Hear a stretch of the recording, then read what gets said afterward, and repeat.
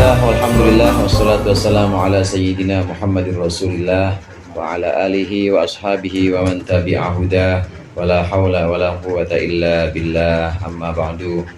Yang sama-sama kita hormati Amir Haji Nasruddin beserta keluarga besar, para ustaz, para hujjat, segenap jamaah Majelis Ta'lim Hifdzul Amal yang dirahmati oleh Allah.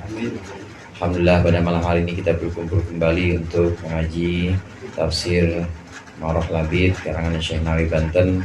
Mudah-mudahan apa yang akan kita pelajari menjadi ilmu yang bermanfaat di dunia wal akhirah. Amin ya rabbal alamin.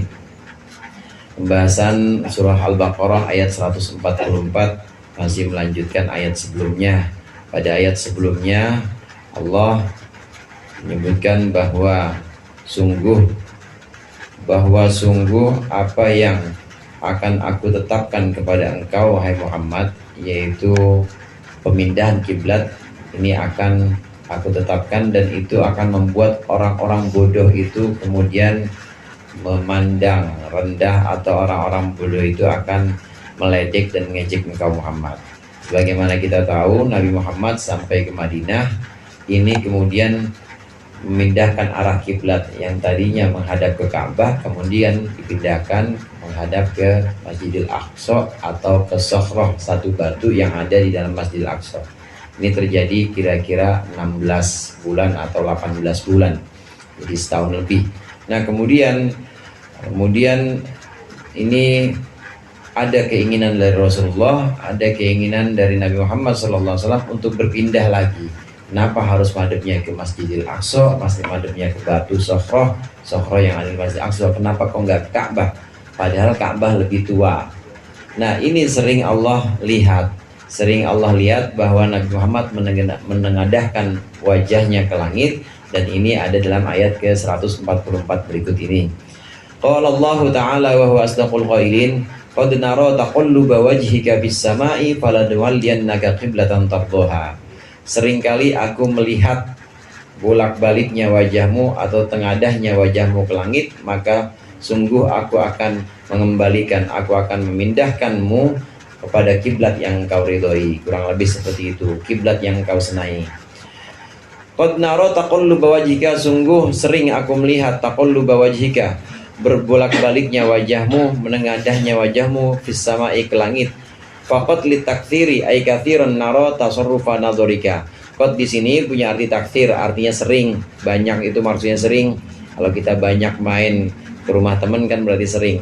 Kalau kita banyak main ke mall kan berarti sering. Ini taktsir di sini punya arti banyak, maksudnya sering.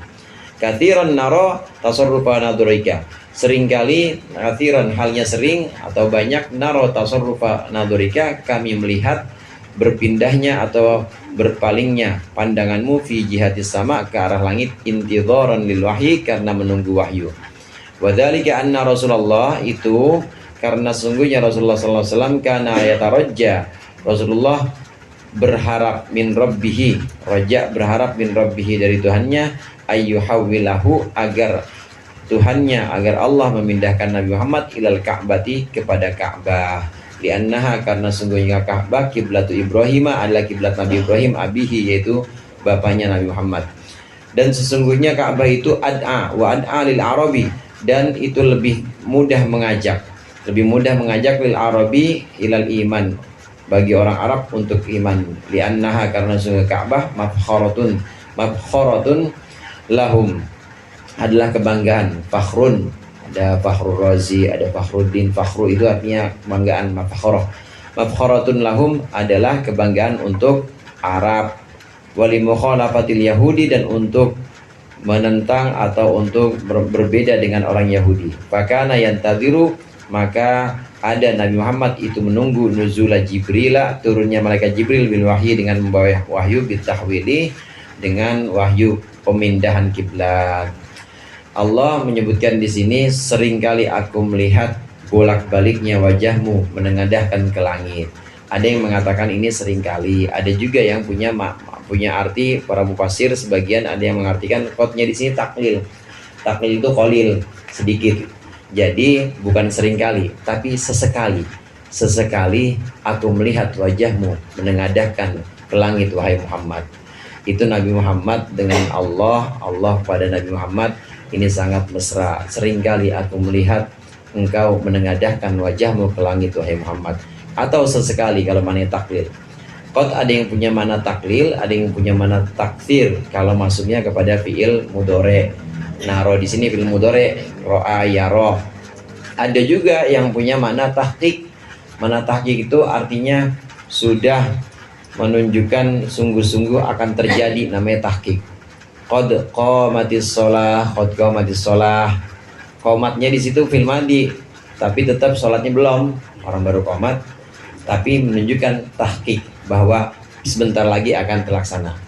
Kayak saya misalnya, saya bilang begini, udah saya pegang botolnya, ya kemudian saya bilang qad syaribtu, saya bilang saya pengen minum, pakai qad, meskipun pakai fil madi tetap pakai qad.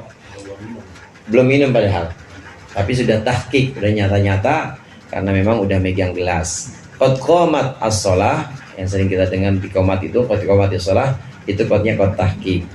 Di sini qadnya takfir, kata Syekh Nawawi Banten. Seringkali aku melihat wajahmu menengadahkan ke langit, bolak-balik engkau menengadahkan ke langit. Aku tahu apa yang engkau maksud Muhammad, aku tahu apa yang engkau inginkan. Nabi Muhammad menginginkan turunnya wahyu dari Allah supaya pindah lagi kiblatnya, jangan ke Masjidil Aqsa, jangan ke Yerusalem, jangan ke Yahudi sana. Apa alasan Nabi Muhammad atau apa kenapa Nabi Muhammad itu pengen pindah kembali ke Ka'bah sholatnya? Jemaah rahimakumullah, ini terjadi di satu rumah seorang muslim di kabilah Bani Salamah. Di Bani Salamah ini turun ayat ini. Memang Nabi di situ berpindahnya kiblat itu ada turunnya adalah di rumahnya satu kabilah yang namanya kabilah Bani Salamah, di sebuah masjid di situ. Nabi pindah, kemudian Allah perintahkan pindah lagi ke Ka'bah. Yang tadinya menghadap ke Yerusalem, Masjid Aqsa, kemudian Allah perintahkan pindah lagi ke Ka'bah. Itulah yang diinginkan Rasulullah, yang diinginkan Nabi Muhammad. Karena yang namanya Ka'bah lebih tua dibanding Masjid Aqsa. Yang bangun Masjid Aqsa itu Nabi Daud, Nabi Yusuf saudara, bapak sama anak. Nabi Daud, kemudian Nabi Yusuf itu yang membangun Masjidil Aqsa. Sokhroh, batu yang terkenal itu juga adanya di situ, dikenal itu mulai Nabi Daud dan Nabi Yusuf. Ini jauh masanya, baru setelah Nabi Ibrahim. Nah, sedangkan Nabi Ibrahim itu ratusan tahun sebelumnya udah datang ke sebuah lembah biwadin ghairi dzar, lembah yang tandus yang gak ada pohonan. Allah perintahkan di situ. Tandus, panas, orang aja nggak ada yang mau tinggal di sana. Ya, tempat jin buang anak kalau kata orang sini. Benar-benar nggak enak di sana itu. Tapi Nabi Ibrahim Allah perintahkan ke sana dengan istrinya Siti Hajar. Di situ kemudian dapat Nabi Ismail dan diperintahkan bangun Ka'bah ratusan tahun sebelum Masjidil Aqsa. Jadi tua mana Masjidil Aqsa sama Ka'bah? Tua Ka'bah. Nabi Muhammad lebih milih madhab ke Ka'bah karena memang lebih tua, dan itu adalah kiblat dari leluhurnya Nabi Muhammad, yaitu Nabi Ibrahim. Kalau Nabi Yusuf, Nabi Daud dan Nabi Sulaiman, Nabi Daud dan Nabi Sulaiman itu kan udah bukan leluhurnya Nabi Muhammad, udah beda. Nabi Daud dan Nabi Sulaiman ini dari Nabi Ishak. Iya, Yakub kemudian bin Ishak. Sedangkan Nabi Muhammad dari Nabi Ismail. Ishak sama Ismail ini saudara, cuma lain ibu doang. Bedanya begitu. Nabi Muhammad menginginkan itu, alasannya tadi karena Ka'bah lebih tua dibanding Masjidil Haram. Kemudian Ka'bah juga merupakan kebanggaan orang-orang Arab. Dengan cara balik lagi ke Ka'bah, dengan cara sholat lagi menghadap Ka'bah, maka diharapkan orang-orang Arab itu ikut beriman. Maka Nabi Muhammad pengen sekali kembali menghadap sholatnya itu ke Ka'bah. Kemudian alasan yang terakhir supaya beda dengan orang-orang Yahudi, karena orang-orang Yahudi 16 bulan atau 18 bulan Nabi Muhammad sholat di Masjid Aqsa, tetap aja dia mah, tetap aja nggak ada simpati juga kagak, ikut Islam juga kagak, malah jadi olok-olokan tuh kan, ikut kita kan Muhammad dan orang-orang Islam tuh Muhammad ngikut kita sholatnya, malah jadi orang-orang ternyata nggak memberikan sesuatu yang berarti untuk orang-orang Yahudi. Mendingan balik aja, Nabi Muhammad pengen balik sholatnya menghadap ke kiblat, yaitu ke Ka'bah. Di sini turunlah ayat ini. Nabi Muhammad menerima ayat falanwalliyannaka qiblatan tardoha, maka sungguh kami akan palingkan engkau kiblatan tardoha, ke kiblat yang engkau sukai. Ai falanuhawwilannaka fis sholati, kami akan pindahkan engkau dalam salat, ilal kiblati, menghadap ke kiblat, tuhibbuha, yang engkau sukai, di agrodika as-sahihati, karena tujuan-tujuanmu yang benar, allati admartaha fi qalbika, yang engkau sembunyikan dalam hatimu. Allah Maha tahu apa yang ada dalam hati hambanya. Demikian juga Allah Maha tahu Nabi Muhammad punya keinginan itu. Ka'bah, ya Allah, lebih tua, saya maunya sholat menghadap sana aja. Ka'bah juga kan itu kiblatnya leluhur saya, yaitu Nabi Ibrahim. Ka'bah juga itu kan kebanggaan orang Arab, bukan kebanggaan orang Yahudi. Ya Allah, saya pengen balik lagi ke sana. Tahu tuh Allah. Kita juga demikian, hadirin. Hati kita, walaupun kita nggak ngomong, Allah itu tahu keinginan hati kita. Allah mengetahui lima fis sudur, apa-apa yang ada dalam hati kita yang kita sembunyikan, itu Allah tahu. Karena Allah tahu tujuan-tujuan Nabi Muhammad menghadap ke kiblat, menghadap ke Ka'bah, Allah Maha mengetahui, maka Allah perintahkan dan Allah turunkan wahyu untuk kembali sholat menghadap ke Ka'bah lagi, bukan ke Masjidil Aqsa, balik ke Ka'bah lagi. Jamaah rahimakumullah, nanti ada pembahasan berikutnya. Kiblat itu artinya tempat menghadap. Nah, kiblat itu bisa banyak, bisa Ka'bah, bisa Masjidil Aqsa. Ka'bah itu yang ada di Masjidil Haram, bisa Ka'bah, bisa Masjidil Aqsa. Itu dua itu yang kita tahu. Ada beberapa kiblat yang dikenal, diantaranya yang disebutkan di Al-Quran itu dua. Ada masjid yang kita tahu, Masjid Qiblatain. Itu Nabi memang pernah sholat ya di situ. Pindahnya itu di situ. Turun wahyu untuk pindah, balik kanan, itu menghadap ke Ka'bah lagi. Itu di masjid itu, Masjid Qiblatain. Qiblatain artinya dua arah atau dua tempat menghadap. Fawalli wajhaka syatral Masjidil Haram. Ini mulai turun wahyu atau perintah, maka palingkanlah wajahmu syatral Masjidil Haram, ke arah Masjidil Haram. Ai fasrif jumlata badanika, maksudnya palingkanlah seluruh badanmu tilqa al-ka'bati, mengarah ke Ka'bah. Ai istaqbil ainaha bisadrika, maksudnya menghadaplah menghadapkanlah ainaha, kepada bentuknya Ka'bah, kepada Ka'bah itu sendiri, bisadrika, dengan hatimu, dengan dadamu, fis sholati, dalam salat. Wa in kunta ba'idan anha, meskipun engkau berada jauh dari Ka'bah. Wal muradu bil Masjidil Haram, yang dimaksud dengan Masjidil Haram pada ayat ini, fawalli wajhaka syatrul Masjidil Haram, palingkanlah wajahmu ke Masjidil Haram. Maksudnya apa Masjidil Haram? Al-Ka'batu adalah Ka'bah, kama huwa fi aktsari riwayat, sebagaimana yang ada dalam sebagian besar riwayat hadis. Namun ada pendapat lain, wa qala akharun, dan berkata ulama-ulama lain, al-muradu bil Masjidil Haram, yang dimaksud dengan Masjidil Haram, jami'ul Masjidil Haram, adalah seluruh Masjidil Haram. Ini pendapat kedua. Pendapat ketiga, wa qala akharun wal muradu bihi al-haramu kulluhu, yang dimaksud dengan Masjidil Haram dalam ayat fawalli wajhaka syatrul Masjidil Haram, itu adalah al-haramu kulluh, kota Mekah haram, maksudnya tanah haram seluruhnya. Al-haramu kulluh, tanah haram seluruhnya. Ruwiyan Ibnu Abbas, diriwayatkan dari Imam Ibnu Abbas, annahu qol, bahwa sungguhnya sahabat Ibnu Abbas berkata, al-baitu kiblatun li ahlil masjid. Ka'bah, Baitullah itu Ka'bah maksudnya, adalah kiblat untuk ahli masjid, penghuni masjid, yang sholat di masjid madhabnya Ka'bah. Wal masjidu kiblatul li ahlil haram, sedangkan masjid itu adalah kiblat untuk penduduk tanah haram Mekah. Wal haramu kiblatun li ahli masyriqi wal maghrib, dan tanah haram Mekah itu adalah kiblat untuk penduduk timur dan barat. Wa hadza qaulu Malikin, dan ini adalah pendapat Imam Malik. Yang kita baca potongan ayat terakhir itu, fawalli wajhaka syatratal masjidil haram, palingkanlah wahai Muhammad, palingkanlah wajahmu menghadap Masjidil Haram. Begini saudara, Masjidil Haram itu kan Masjidil Haram yang kita tahu itu. Sekarang aja udah perluasan. Ya, ada bangun terus perluasan. Yang dimaksud dengan Masjidil Haram itu apa? Yang dimaksud dengan Masjidil Haram, pendapat pertama, Ka'bah. Jadi bukan berpaling Ka'bah. Contoh begini misalnya. Ini Masjidil Haram, area Masjidil Haram. Nah, Ka'bah ada di tengah-tengah sini. Ya. Kalau kita misalnya sholat tapi mencong sedikit nggak ke Ka'bah, maka nggak sah. Karena yang dimaksud dengan Masjidil Haram itu adalah Ka'bah. Ada orang sholat di sini dari jauh nggak kelihatan Ka'bah. Kalau yang ngelihat Ka'bah udah jelas harus Ka'bah kiblatnya.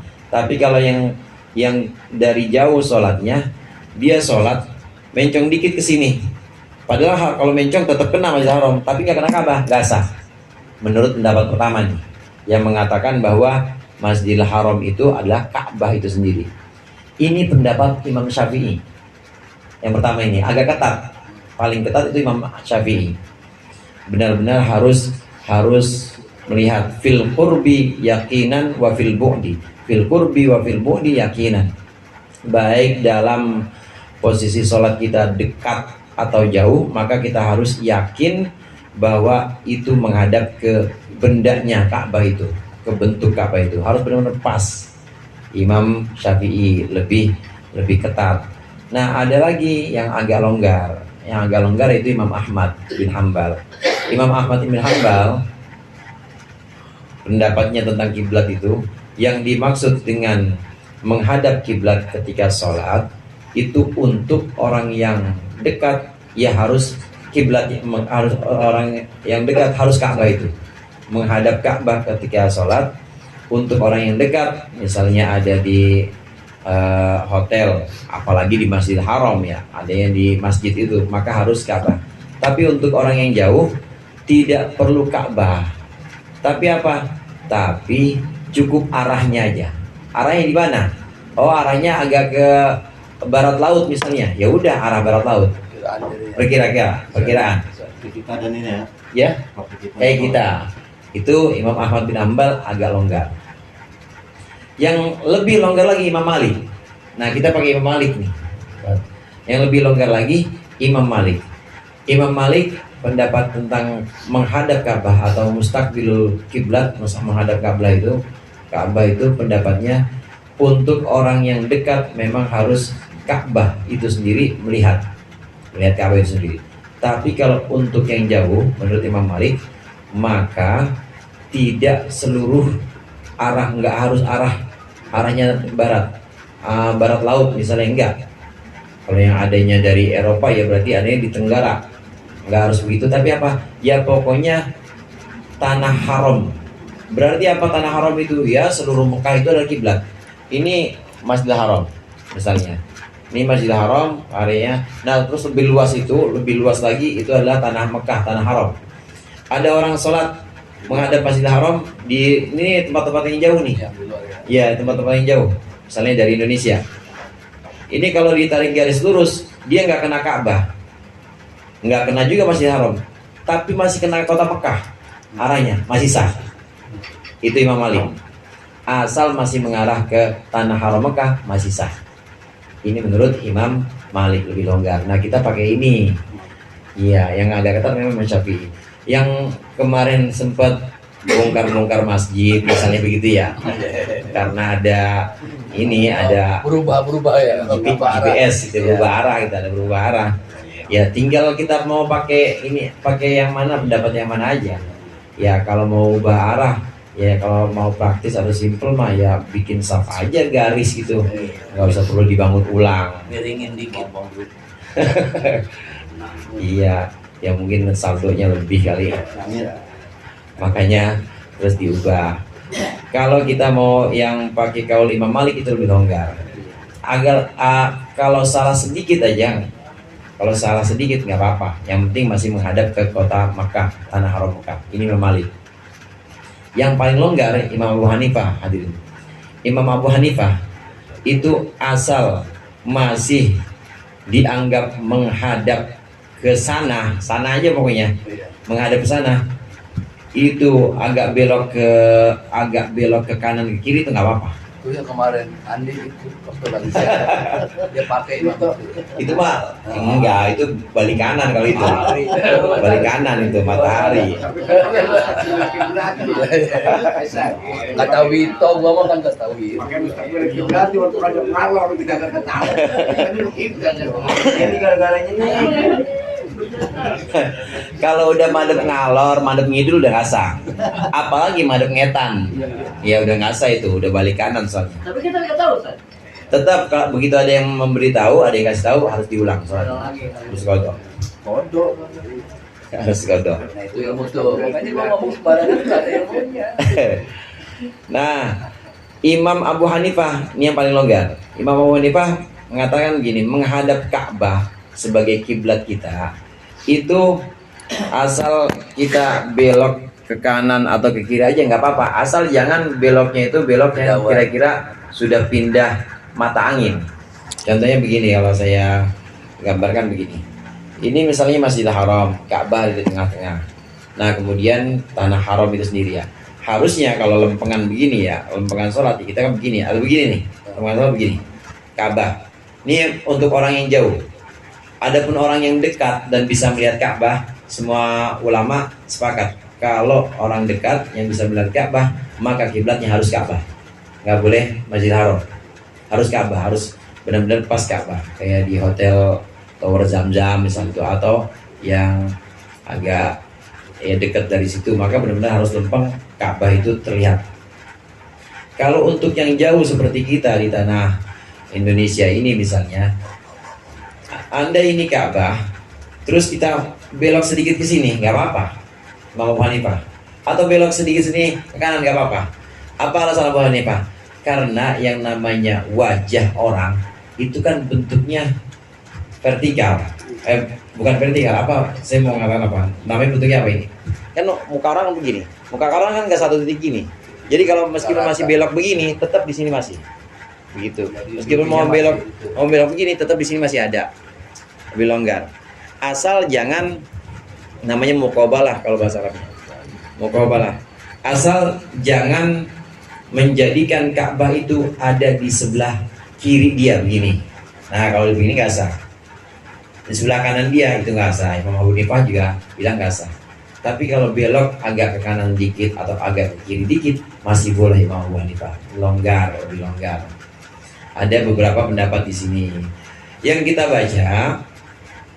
Di sini pendapat Imam Malik ini mengambil dari kaulnya sahabat Ibnu Abbas yang mengatakan bahwa Ka'bah itu kiblat untuk yang ada di masjid. Nah, sedangkan masjid itu jadi kiblat untuk seluruh penduduk tanah haram. Jadi kalau di luar masjid, di hotel-hotel yang luar masjid gitu ya, asal dia kena aja itu Masjidil Haram, kena aja bagian Masjidil Haram udah sah, meskipun nggak pas banget Ka'bah. Nah satu lagi, untuk penduduk-penduduk yang di luar tanah haram, maka tanah haram itulah yang jadi kiblatnya. Tanah haram kan luas ya, jadi mencong agak ke sono, asal kalau kita tarik masih ada di tanah haram itu, meskipun nggak pas ke Masjidil Haram tapi masih ada di tanah haram Mekah, maka tetap sah. Ini pendapat Imam Malik yang longgar kedua, paling longgar kedua. Yang paling longgar Imam Abu Hanifah, kemudian Imam Malik, Imam Ahmad bin Hanbal, Imam Syafi'i yang paling ketat memang. Imam Syafi'i yang paling ketat. Dan itu pun hadirin, kalau untuk orang yang jauh tetap donan. Kalau untuk orang yang dekat yakinan. Untuk orang yang dekat dengan Ka'bah, misalnya masih ada di tanah haram, dia di luar Masjidil Haram tapi masih ada di tanah Makkah, maka harus yakinan, harus yakin bahwa dia menghadap ke Ka'bah. Untuk orang yang jauh cukup donan, cukup mengira-ngira atau menduga bahwa saya udah menghadap ke Ka'bah. Fawallu wujuhakum syatrah wa haitsu ma kuntum fawallu wujuhakum syatrah. Dan kemanapun engkau berada, dimanapun engkau berada, fawallu wujuhakum syatrah, maka palingkanlah wajahmu syatroh ke arahnya, maksudnya ke arah Masjidil Haram. Lagi-lagi tadi Masjidil Haram bisa diartikan tiga, hadirin. Bisa yang dimaksud dengan Masjidil Haram adalah Ka'bah itu sendiri, pendapat pertama, atau Masjidil Haram ya Masjidil Haram, atau tanah haram Mekah. Ai fi ayyi maudi'in kuntum ya umat Muhammadin minhu barrun au bahrun.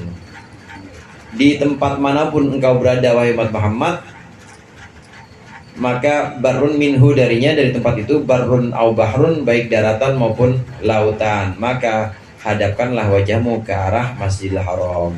Masyrikun au maghribun, yang ada di sebelah timur maupun sebelah barat, kayak kita nih di timur atau di sebelah barat, misalnya di Eropa, maka tetap hadapkanlah ke arah Masjidil Haram.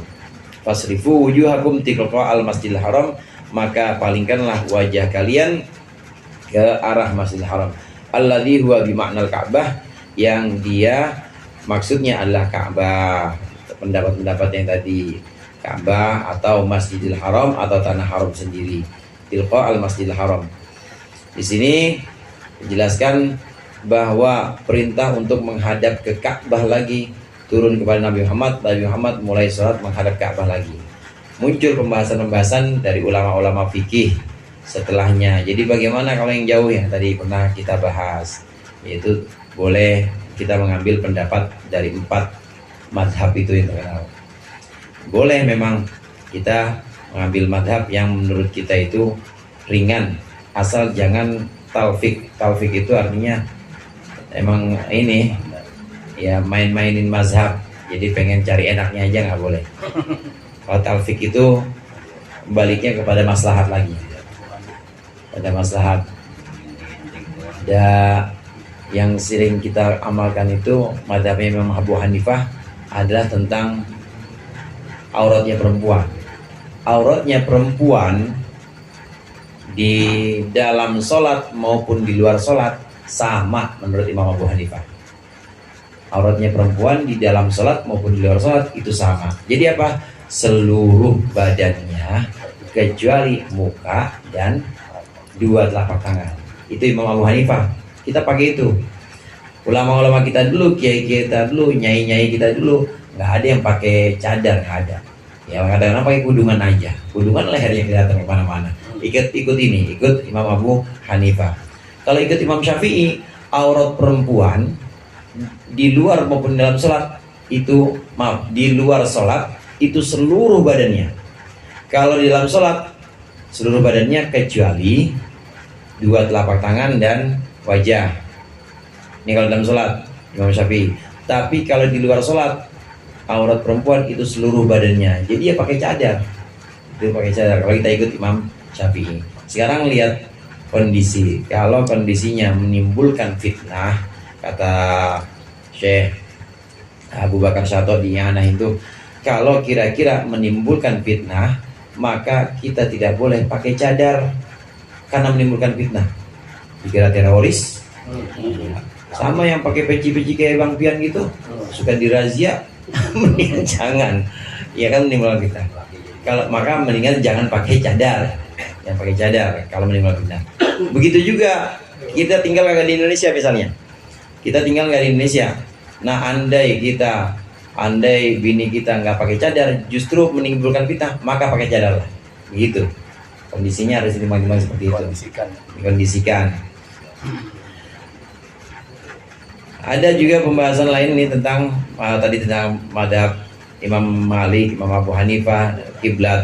Ada lagi pendapat ulama tasawuf tentang Ka'bah ini, tentang Ka'bah. Ulama-ulama tasawuf sebagian mengatakan bahwa yang dimaksud fawallu wujuhakum syatrah, hadapkanlah wajah kalian ke arah Ka'bah. Itu wajah. Wajah itu kelihatan apa kagak hadirin? Wajah kita kelihatan nggak? Kelihatan. Itu adalah bagian anggota yang sifatnya itu zohir, yang sifatnya itu kelihatan. Hadir atau zohir di situ kelihatan. Muka kita, badan kita, dada yang termasuk juga syarat sholat, kita harus menghadap dada kita itu kiblat. Ini adalah bagian dari zohir, badan kita kelihatan itu. yang menghadap ke Ka'bah itu adalah badan kita yang zahir. Karena Ka'bah zahir. Ka'bah itu kan zahir, kelihatan. Maka yang menghadap adalah badan kita yang kelihatan. Tapi badan kita yang nggak kelihatan, hati, pikiran nggak boleh menghadap Ka'bah. Jadi kemana? Ke yang maha gaib. Siapa itu yang maha gaib? Allah Ta'ala. Jadi meskipun pandangan mata kita ke tempat sujud, dada kita ke Ka'bah, ini karena memang mata dan dada itu bagian dari zahir, maka timpalannya zahir Ka'bah. Tapi kalau hati, pikiran tetap harus kepada yang maha batin, kepada yang maha gaib, yaitu Allah. Harus tetap dipalingkan kepada Allah. Nggak boleh ngelihat ke Ka'bah, cakep banget kiswahnya ya. Ini boleh nih gue sobek dikit nih. Jadi pilihan kemana-mana. Tetap matanya boleh ke sana, boleh ke Ka'bah, walaupun bagusan tetap ke tempat sujud. Pikiran tetap nggak boleh ke sana. Pikirannya tetap ke yang maha gaib. Karena hati, pikiran itu sifatnya gaib, maka hadapkanlah kepada zat yang maha gaib. Wa innal ladzina utul kitaba, dan sesungguhnya orang-orang yang diberikan kitab, hum ahbarul Yahudi, mereka yang dimaksud adalah pendeta-pendeta Yahudi, wa ulama'un Nasara, dan kiai-kiainya Nasrani, kiai Nasrani ini. Jadi ulama Nasrani ada juga majelis ulama Nasara, MUN, ulama'un Nasara, ulamanya Nasrani. Yang dimaksud dengan orang-orang yang diberikan kitab itu adalah pendeta-pendeta Yahudi dan ulama-ulama Nasrani, orang-orang alim Nasrani. Sungguh mereka itu layak lamuna. Mereka sungguh mengetahui annahu, bahwa sungguhnya menghadap Ka'bah, ai at-tawalliya ilal Ka'bah, sesungguhnya menghadap Ka'bah itu al-haqqu min rabbihim, adalah yang benar dari Tuhan mereka. Ngakuin limu ayanatihim, nanti dijelaskan di sini limu ayanatihim lima huwa masturun fi kutubihim, karena muayanah menyembunyikannya mereka, lima huwa masturun fi kutubihim, pada keterangan yang sebenarnya tertulis dalam kitab mereka min annahu, bahwa sungguhnya Nabi Muhammad sallallahu alaihi wasallam yusalli ilal kiblatain, salat menghadap kepada dua kiblat, walakin yaktumunahu, tetapi mereka menyembunyikannya. Orang-orang pendeta-pendeta Yahudi, pendeta-pendeta Nasrani tahu mereka, walaupun nggak hafal Taurat, nggak hafal Injil, mereka tahu bahwa ciri-ciri Nabi terakhir, penyempurna semua agama, termasuk penyempurna Yahudi dan penyempurna agama Nasrani, itu ciri-cirinya akan sholat kedua arah. Artinya pernah sholat dan nanti akan melakukan sholat kedua arah, yaitu ke arah Masjidil Aqsa juga, ke arah Masjidil Haram juga. Ciri-ciri itu ada di Taurat, ciri-ciri itu ada di Injil. Pendeta-pendetanya doang nih yang tahu. Yang lainnya ya dibohongin aja, jangan sampai tahu. Soalnya kalau sampai tahu pada ngikutan Muhammad, diumpetin. Di sini oleh Allah dikasihkan, sungguh itu pendeta-pendeta Yahudi, ulama-ulama Nasrani itu sungguh tahu bahwa perintah menghadap balik lagi Ka'bah itu adalah sesuatu yang benar dari Allah, dari Tuhan mereka. Tapi mereka menyembunyikannya. Wa mallahu bighafilin amma ya'malun, dan tidaklah Allah itu lalai dari apa-apa yang mereka perbuat. Qara'a Ibnu Amir wa Hamzatu wal Kisai bitta. Ibnu Amir, Hamzah dan Kisai membaca dengan amma ta'malun. Kalau ta'malun artinya kalian. Allah tidak pernah lalai, tidak pernah lupa dari apa yang kalian perbuat. Kalau dibaca ta'malun. Imma khitabun lil muslimin, kalian yang dimaksud siapa? Boleh jadi yang dimaksud kalian adalah khitabun lil muslimin, yang diajak bicara adalah orang Islam. Ai wa mallahu bisahin amma ta'maluna ayyuhal muslimun min imtithali amril qiblah. Tidaklah Allah itu lupa dari apa yang kalian perbuat wahai orang Islam, min imtithali amril qiblah, dari melaksanakan perintah madhab, perintah kiblat maksudnya. Wa imma khitabun li ahli kitab, dan ada kalanya itu khitab itu mengajak bicara kepada ahlul kitab. Kalian yang dimaksud di sini adalah kalian ahlul kitab.